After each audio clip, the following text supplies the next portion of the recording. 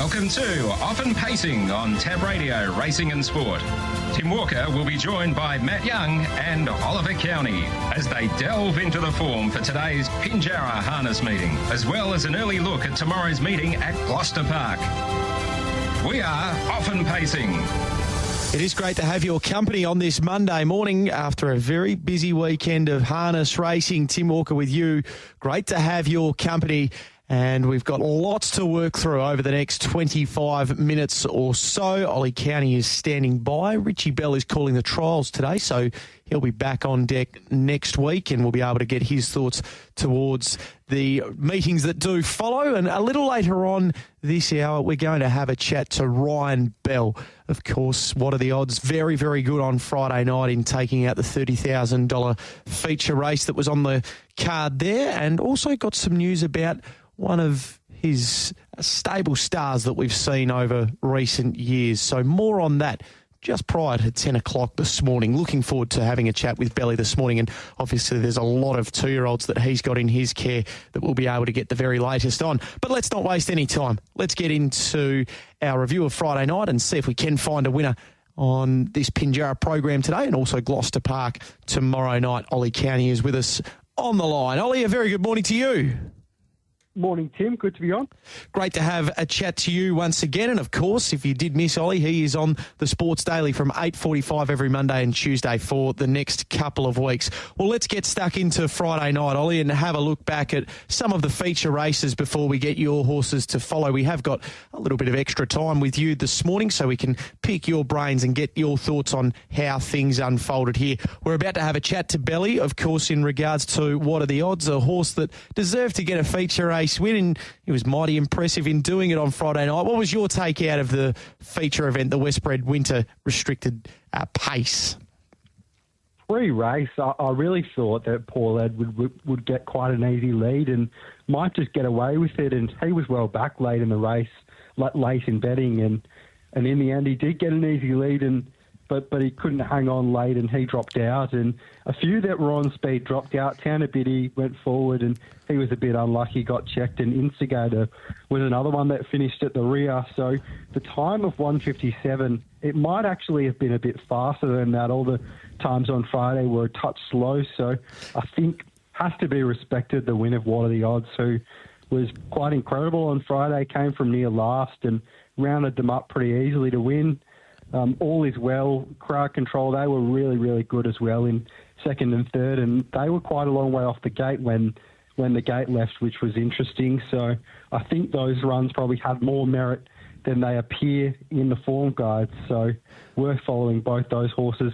Armour X Factor was another one that was up on speed but wasn't beaten far at all. So Armour X Factor was a really good effort in that race, and Lucid Dreams was a little bit unlucky behind Paul Edward, who dropped out of the race and may just be a horse that needs to be driven with cover or conservatively in his races.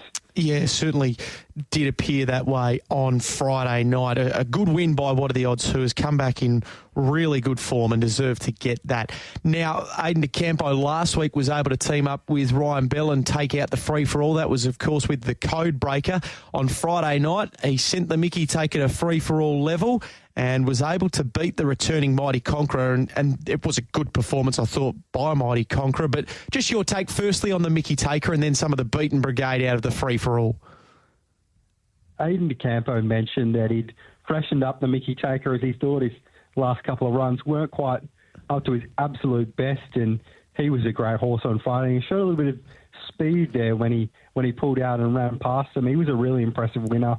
It probably wasn't a true free-for-all with a few horses out of action at the moment from the Hall stable and the Bond stable, but as you mentioned, Mighty Conqueror off a long spell was a really good run there. Again, he mentioned probably wasn't ideally suited to the one out, one back trail, and maybe better racing in the breeze or in the leads, and he's one to follow going forward, and he obviously copped a flat tyre as well, which kind of helped.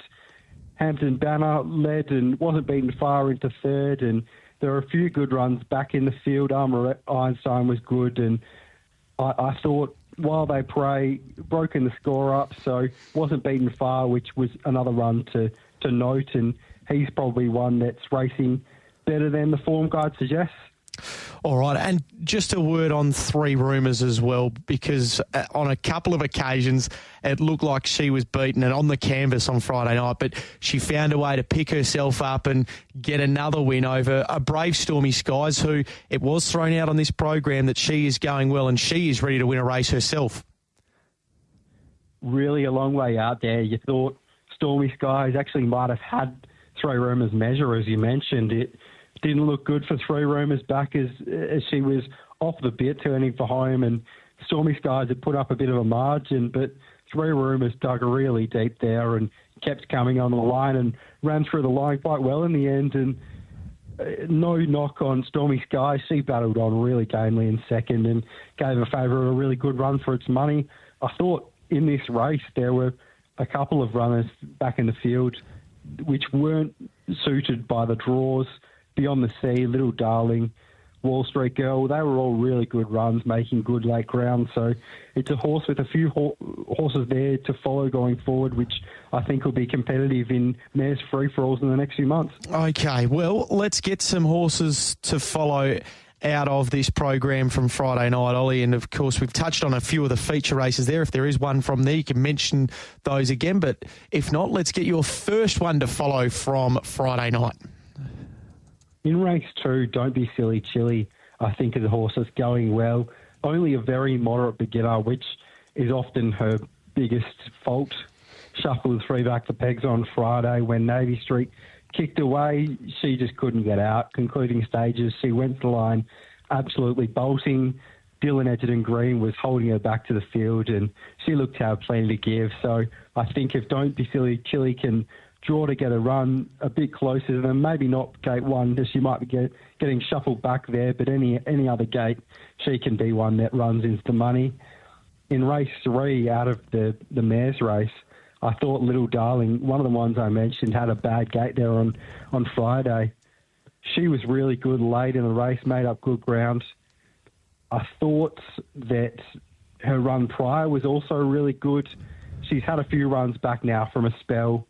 So I think Little Darling's ready to run a really good race. She just needs the gate to do it, and looks likely to be a horse that can win free-for-alls in the future. All right. Any more to follow? And we've got one more in race 7. Belezanera put in some really eye-catching runs in his last few efforts on Friday.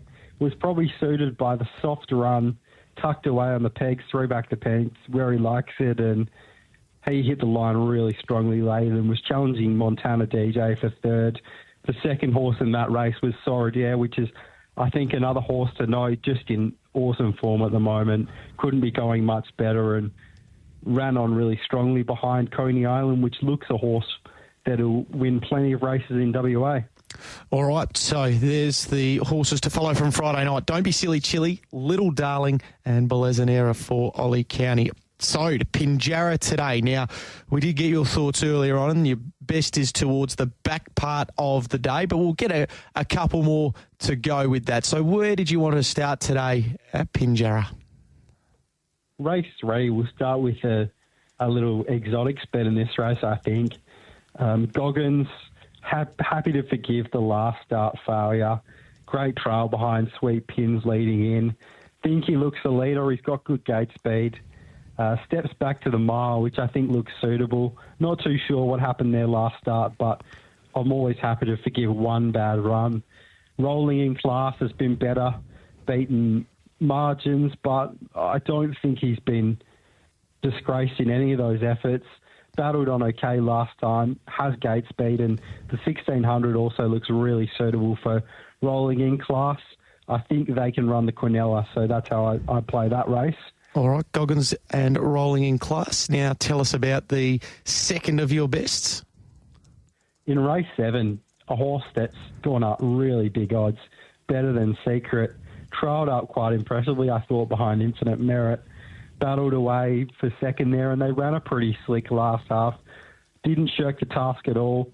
Led last time in a lightning lap and didn't shirk that either, and I thought was actually quite a good effort, given there might have been a better class of horse in that race than she faces today. In this one, back to the fillies and mares, I think looks a really suitable race and looks a suitable draw where she can just do no work early and be saved for one crack at them late. So Better Than Secret looks a great each-way bet in that race, I think. All right, and we're going to the last?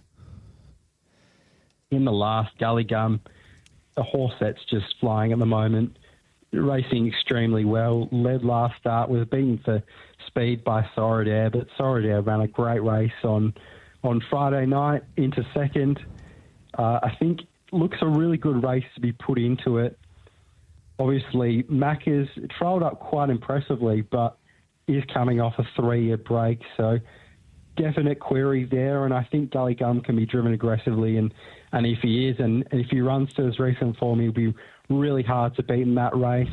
I thought another one in the race, Yankee Kev, is actually going quite well, and he might be one that sneaks into the minor money and behind them. All right, so they're the three today. So Gully Gum in the last, Better Than Secret in race 7, and one for the exotics in race number 3 for Ollie County today. Goggins from Rolling in Class. So that is Pinjarra today. Now we turn our attention to tomorrow night. We've got 10 races on the program, another bumper night of pacing here at headquarters. And as I mentioned earlier on, we'll have a full preview with you on the Sports Daily tomorrow morning, but we will get a couple of early ways to play this Gloucester Park program if we can. So where did you want to start tomorrow night? It's a really likeable card. There's a few races on that look like they'll provide a little bit of value, which is always good. In race 7, Walsh was heavily back last start from gate 1, was crossed in the early stages, and for backers of the horse, it would have been a pretty tough watch from there. He went to the line, looked like he had a bit in reserve and finished 6th, but wasn't beaten far at all. This looks a race he's really well in. He's got a bit of a class edge on his rivals and can be driven aggressively, and he's gone well driven aggressively in the past. The horse outside him, I thought, would loom as one of the bigger dangers. Unlucky, and was somewhat unlucky when the barrier draws come out with gate 9, so I think they're the main two. Walsh and unlucky in race 7, and Walsh has the barrier draw advantage, so I think Walsh would be really hard to beat there. Race 7, number 8, the next of yours?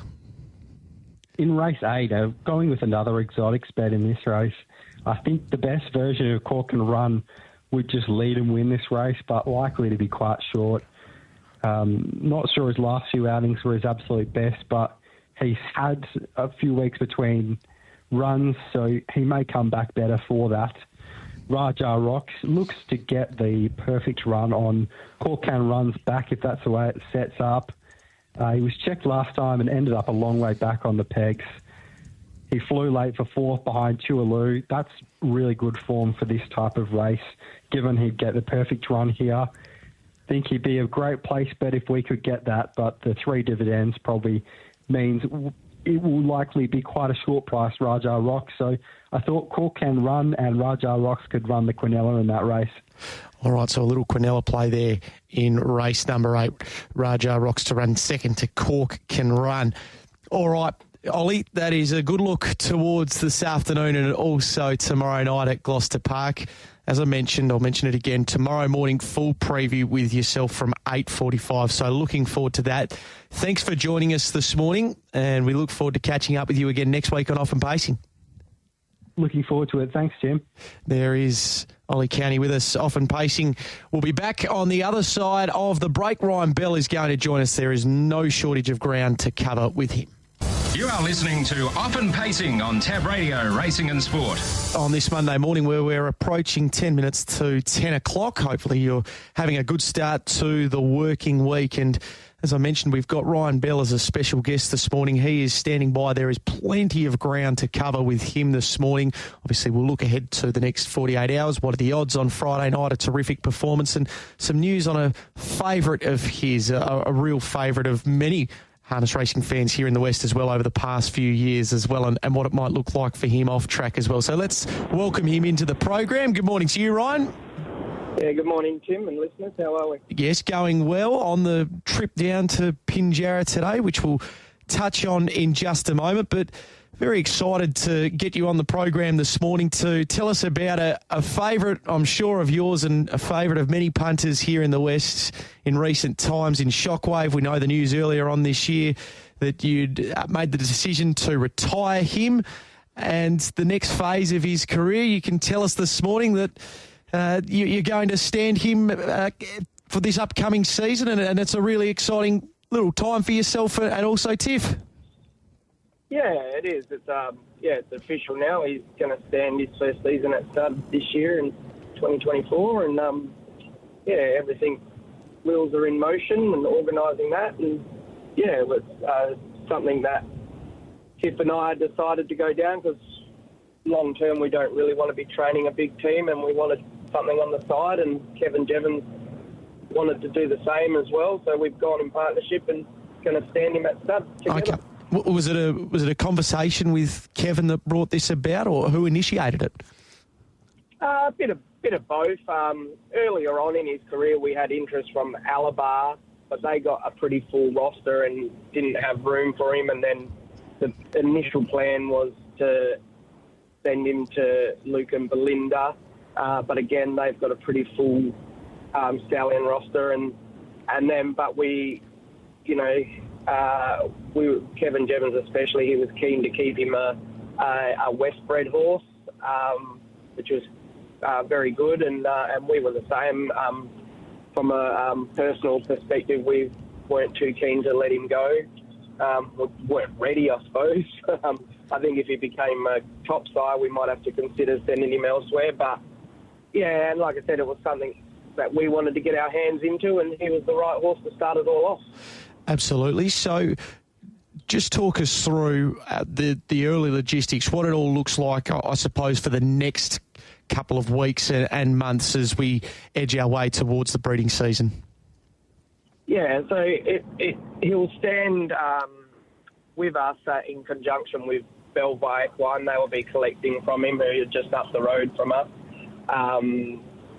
Chris Gales, and he'll stand at a fee of $3,000, no GST included, and he'll be frozen, chilled semen, so I shouldn't say frozen semen, chilled semen, Australia-wide, and we'll go through there. He's already done his first lot of practice jumping, and from what they tell us, his collection stats were very strong from his first lot of semen, and they said for his first season stallion that it's a pretty good effort from what they read. I'm not a full two-bob on it all yet, Tim, but the professionals tell me he's got a pretty good reading fertility rate, so that's quite positive. And he's just spelling at the moment, and he'll come back. I think he's got to come back at the end of this month and start getting ready, I think. All right, and I'm sure it'd be an option that would appeal to a lot of potential clients going forward as well, being on a great line, isn't it? Yeah, I think so. I think being a direct son of the great Mark III, out of a mare who was from the 1,000,000-to-1 side, who have been just phenomenal on a broodmare scale, locally, but also Australia-wide. I don't think you can go wrong. His maternal family is very strong, and like I said, being a direct son of Mark III and the quality of horse that he was, and being a Group 1 son of Mark III, I think and the double Westbred side of it all, there's a lot of positives going forward with him. All right, and for anyone that is interested, they can get in touch with yourself or Tiff?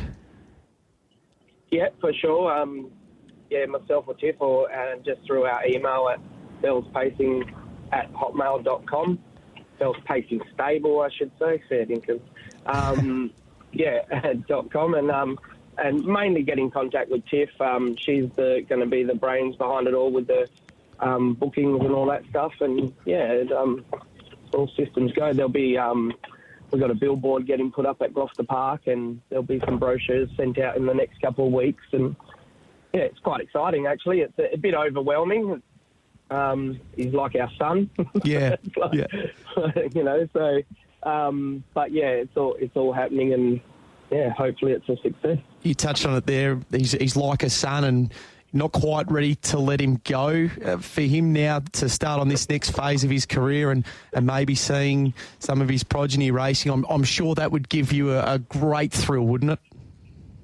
Yeah, I think so, and I'm pretty confident he'll do a good job. Like, you just got to look at the job, fly like an eagle, and you know, I saw some of the Captain Ahabs at the yearling sale this year were cracking types. They were absolutely stunning, and he's a Captain Treacherous, who's a Sun Beach Somewhere, who's a Mark III. So I think the Mark III line have done enough to prove themselves on and off the track and at stud and everything. So there's a lot of positives going forward with the fact that he's a Mark III bloodline.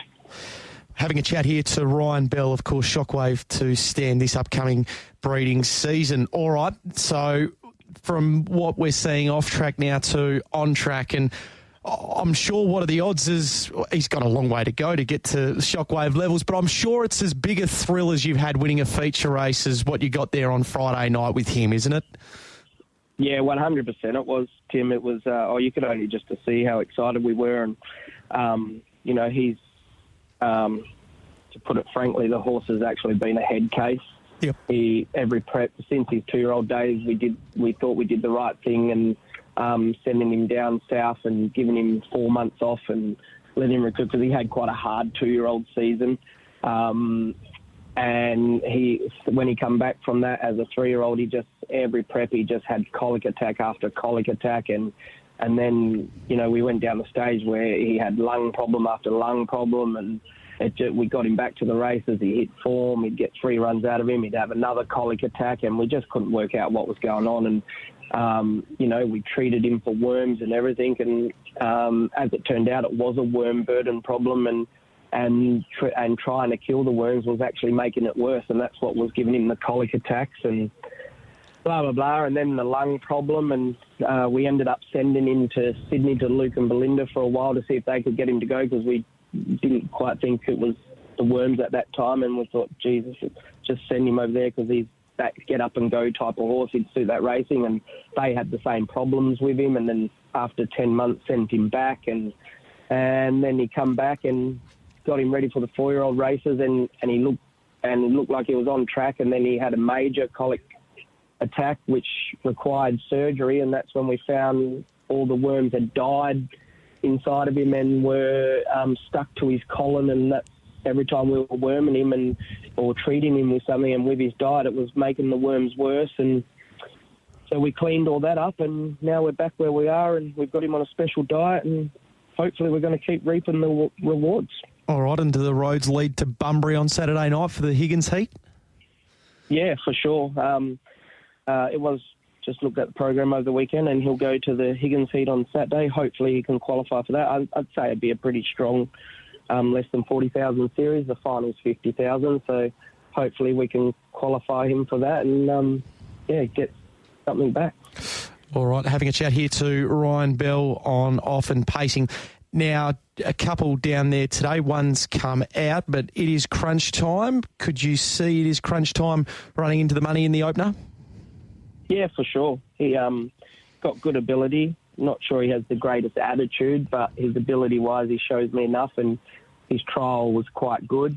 He needed the trial, and he's got a good trailing draw here, and not sure what the one horse is like, but, shouldn't matter. A full field would be interesting, but yeah, he shows enough to suggest that with the right breaks, he'll definitely be running top 3 today. All right, and can the same be said for Frisky Sticks, a last start winner?